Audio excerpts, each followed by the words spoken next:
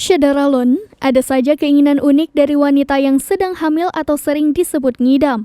Kisah menarik dari wanita hamil yang satu ini viral di media sosial. Ternyata, wanita hamil ini ngidam ingin naik tank milik pasukan militer. Bahkan ia sampai menangis karena mendambakan hal tersebut.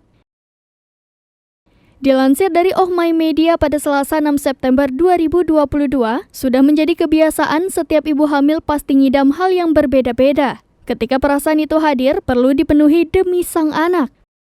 Baru-baru ini viral di media sosial ketika seorang ibu hamil tidak ingin makan sesuatu, melainkan ingin naik tank angkatan bersenjata Malaysia. Video viral tersebut diunggah oleh akun @oma_elisha76 di TikTok.